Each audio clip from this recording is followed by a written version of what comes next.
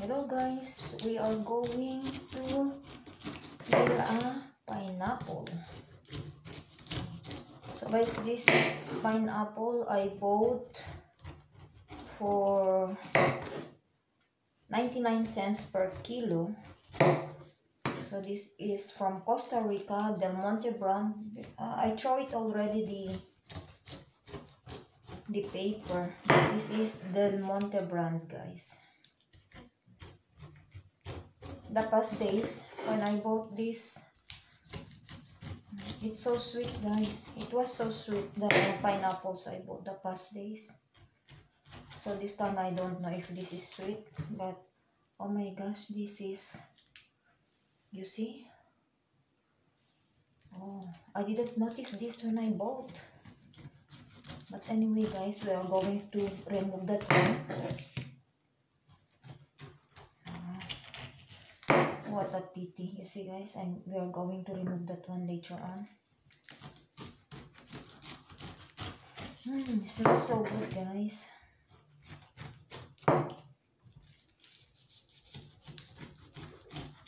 We have 2 pineapples. I'm going to peel also the other one, and I'm going to keep it in the freezer because sometimes my children, they are preparing smoothies. So I bought 2 pineapples the other day. So there you go. What a pity guys, because this one, it's, oh my gosh, what a disaster. Anyway, we remove that part, and no, it's okay now guys. I already removed the, oh my gosh, I think that's half kilo. Sorry. So we are going to clean now. We are going to remove the ice.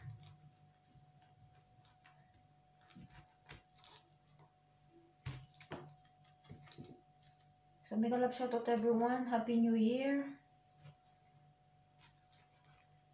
This is mouth watering.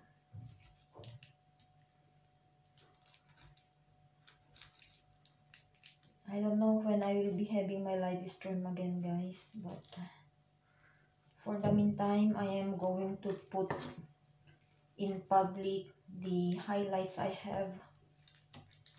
So bear with me for the meantime. I'm going to edit the videos of the mission we have during the year-end mission of Hope for the Elderly, guys.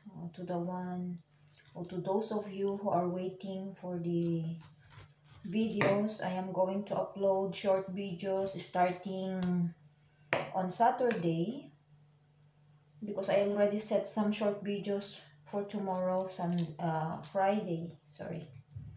So starting on Saturday, you are going to see or watch short videos of the Hope for the Elderly, guys.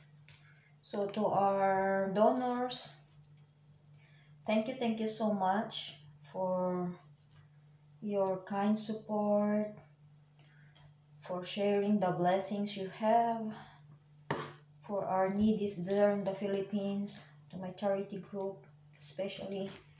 So thank you so much guys. To my Mosang Society family, thank you so much. Especially to Inang Kapudapong, and to my brothers and sisters in Mosang Society, Kuyang Tony Mix Vlog, Ading Charles Lumawig, Ads Diary, Katcha Life in Lebanon, Inang Kapudapong, who's more? To Nang Lutz Dotado, to Amang Las Ace, to Sis Lorico, thank you so much. And guys, kay Sis Leia, maraming salamat. And to my tandem GVT, thank you so much also for your support. to DGM Mix Vlog. Salamat bro. And also to my bestie, my life sunny side up.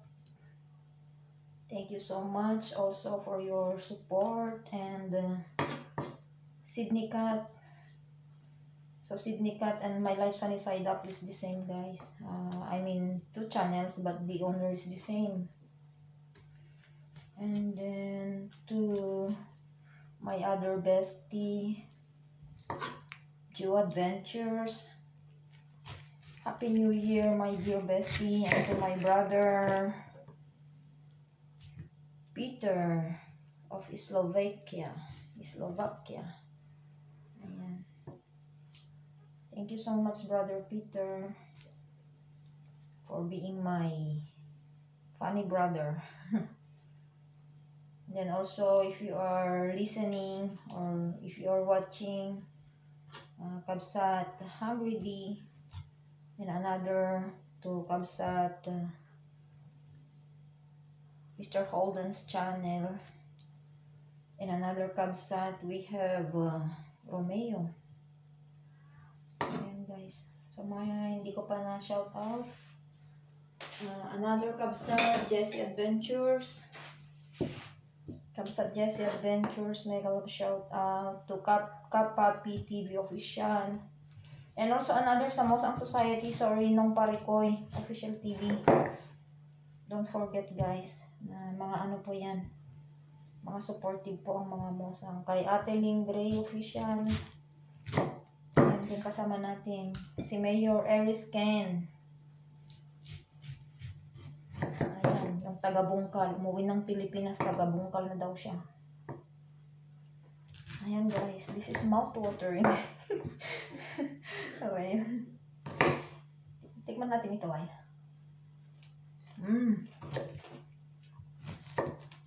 It's so sweet guys. Ito yung difference ng Del Monte brand, if you buy. But the other pineapples I bought the past 2 weeks weren't Del Monte, but it's still sweet guys. But this time they have offers from Del Monte brand, so I bought guys. So juicy.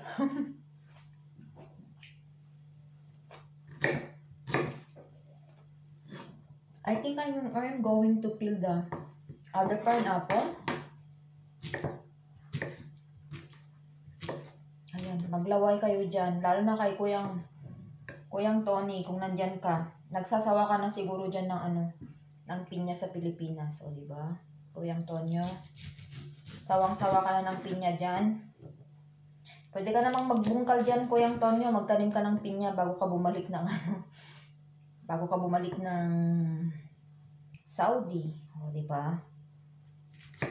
My gosh. It's so sweet, guys. Talagang ano siya. Sulit na sulit yung... Kasi ang isang pinya umabot ng 2 kilos. But you know, guys, the 1 kilo are the skin. So, but anyway, oh my gosh. What a disaster. I'm going to eat this one.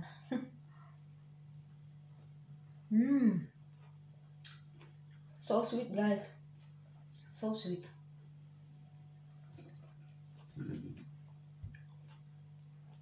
Nahiya na kasi ako mag-LS na puro kitchen yung ano ko.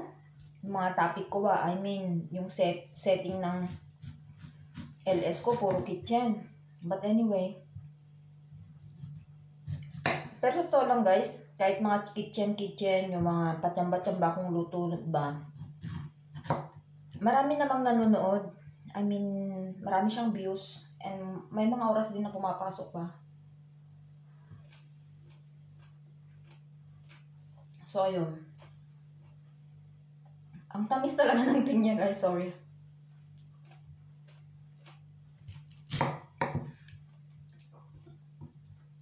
Mega love shoutout to Mr. Zoni, to Alessia Unica Star, Rocky Corrada, o Corrada, Rocky. To Alice and Perjam, may galap shoutout. Who's more guys? Sa mga palaging nagsusupport sa akin, kay Sis Julie C. Ayan. Kay Sisi Leia, hindi kita yata nabanggit kanina. Ang tamis talaga.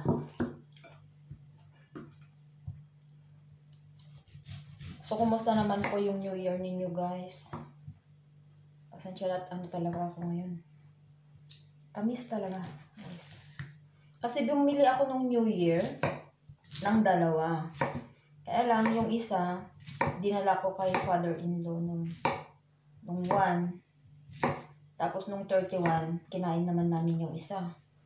So, this morning, bumili ako ulit ng dalawa. So, ayun. So, now we are going to peel the second pineapple, guys. So, you see, this is the first one. And then, we are going to cut the second one.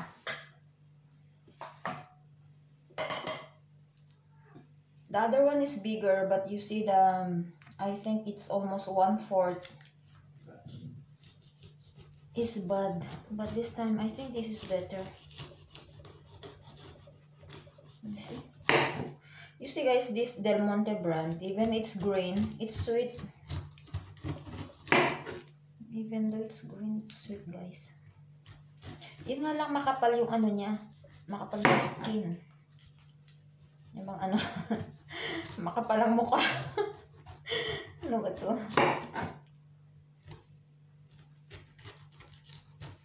Ayan, nasanay naman ako guys na gumamit ng sharp knives. Normally, I am afraid of knives. Yeah. Knives. Ano to? Nabubulol ako. Wala kasi yung ko guys. Mga anak ko. Yung son ko nasa mga classmates nila. I mean, friends nila sa Kung Fu. And then, yung daughter ko lumabas din. Oh, nagiging palaboy na yung mga anak ko sa sa winter break nila. Sa pa naman ang pasok nila dito? Sa 7 or 8 I think. Kasi 3 kings pa namin sa sa 6. So just imagine guys yung celebration namin. So 24 and 25 yung Christmas, and then 31 and 1 yung New Year natin. And then sa 5 and 6 yun naman yung 3 Kings, or ang tawag nila dito is Reyes Magos. Yun talaga yung 3 Kings. Dun ay yung uso-uso ba yung bigayan ng regalo. So, ayun. Mga anak ko naman guys, binilhan ko na sila ng mga kanina. Mga gift nila. Ibigay ko na. Kasi, di naman nauso guys ng toys ba. Sa mga gamit na lang yung binili ko kanina. Hindi ko na siya binalot kasi gusto naman na nilang kunin eh. And then, yun siguro, cash na rin lang. Bibigyan ko sila ng cash kasi may nabili naman na silang damit ba before Christmas. Kasi in-order nila sa Shein. Just imagine. Nagiging mayaman ang Shein sa mga anak ko. Nagano ba sila? Mahilig silang doon, mag-order ba? Kasi guys, this is sira. Parang si Leilani sira-sira. Ano ba yan? May nagtanong pala guys sa akin kung si Rami daw yung family name ni husband. Hindi po, family name ko po yun, yung si Rami. Kasi dito guys, pag nag-asawa ang isang babae, hindi napapalitan yung family name. Hindi kagaya sa Pilipinas na once you're married, once the women are married, the first thing they do is they change their family name, right? But here, no guys. They aren't changing the family name here. Once the woman are married. So, yun guys. Family name po ng tatay ko yung ano ko, yung gamit ko. And it's good kasi, you know guys, na wala na akong problema sa ano ko ba, mga pagpapalit ng pangalan sa passport, yung mga ganun. And then, ano naman siya, nung pre-process ko yung dual citizenship ko, tinanong naman nila ako sa Philippine Consulate kung gusto kong palitan yung apelyido ko, pero sabi naman ni husband, better no. Kasi sabi niya, magkakaproblema ako sa mga papers ko ba. Kasi dito nga, yung Leilani Serami na yung gamit ko. And then, pag sa Filipino naman, Leilani, and then yung family name ng asawa ko, di, parang ano ba siya? Hindi siya magkatugma. Para bang ganun. So, yun guys. Apelyido po ng tatay ko yung Serami. Yung Sera-Sera. Ano ba yun? Kasi may nagtatanong kasi sa akin guys. Nagtanong sa ano, sa isang video ko kung Serami daw ba ang apelyido ng husband ko. Sabi ko hindi. Family name ng tatay ko po yun. So, ayun guys. And then may nag-ano rin sa akin kung paano daw ako nakarating dito sa Spain. Yung mga ganun. At tawa ako sabi ni Inang Pom kagabi. Ano sabi niya? Eh di sinabi mo sana sumakay ka ng aeroplano. Si Inang Pom din talaga kung minsan Oo naman, sumakay tayo ng aeroplano. But, syempre, yung iba kasi, di ba, yung mga ibang mga Filipina nakapag-asawa ng AFAM, mga ganon. And then, kasi, di ba, pinakwento nila yung buhay nila, kung paano sila nakarating doon, paano sila nagkakilala ng AFAM nila, yung mga ganon ba. So, ano naman guys, just wait na lang kasi kung magkakaroon ako ng pagkakataon, kung kailan yon hindi ko alam. Actually, may nag-invite sa akin na dalawa na sila. Yung mga talk show, yung mga vloggers na living abroad, and then yung ginagawa nila is gumagawa sila ng talk show nila sa live stream nila o sa StreamYard doon. So may isa dito sa Spain na in-invite niya ako 2 times, pero sabi ko I still don't have enough courage to hindi ko naman siya ikinakahiya, pero para bang personal kasi yun na ikukwento ko ba sa iba. And then meron ding isang Filipina na nasa base sa US, and then same din lang, last year pa niya tinatanong kung kailan daw ako ready na na lalabas sa talk show din nila, kasi yun yung inaano nila kasi ba yung mga Filipina na nakapag-asawa ng AFAM. Hindi lang naman kasi US ang nila, yung nasa US. Ang inaano niya talaga is yung mga nakapag-asawa ng AFAM na Pinay. So sabi ko naman sa kanya, I will think. It's not bad idea naman guys to share, di ba? Kasi yung iba nga inaabangan lang talaga nila yung yung marites ba? Na uy, paano ka nakarating dyan? Ganito, ganyan. But anyway guys, darating din siguro yung tayo ng tamang panahon para makarating tayo doon, di ba? Magkukwento tayo ng buhay natin. Sabagay, mas maganda na lang kwento natin yung buhay natin kaysa buhay ng iba, di ba? Kahit naman musang tayo, hindi naman tayo ganun. Ay nako guys, eto na naman tayo. Nilalaway na naman ako. Tingnan na natin ito. My God, ang tamis.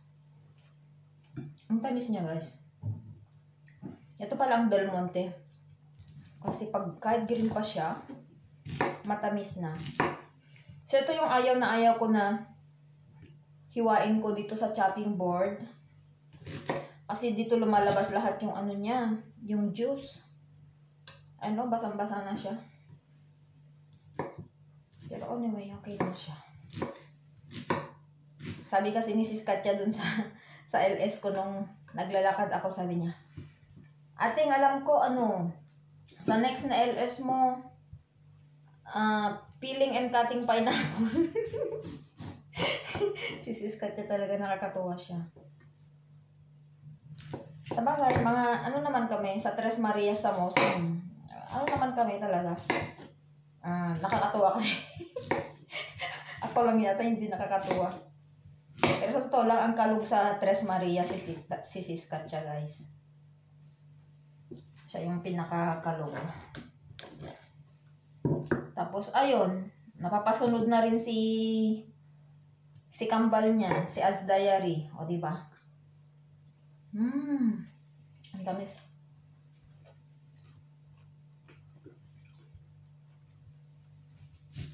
Yan guys, kasi, alam nyo, marami naman akong pwede i-content. Kaya lang, ang dami ko bang hindi na-edit na videos ko. And, ewan ko kung kailan ako mag-edit.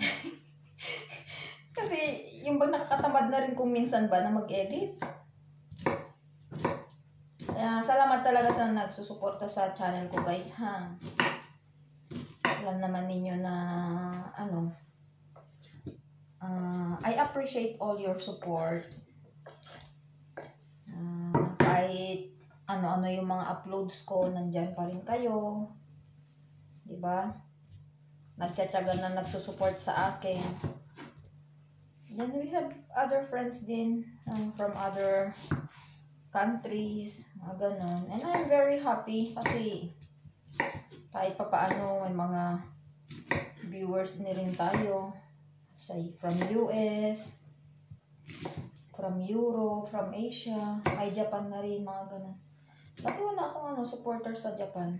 So far, naman, okay naman siya. So, ayan guys, tapos na yun niya. Dati ko. So, nag-guys, dito ko yan. Sa freezer.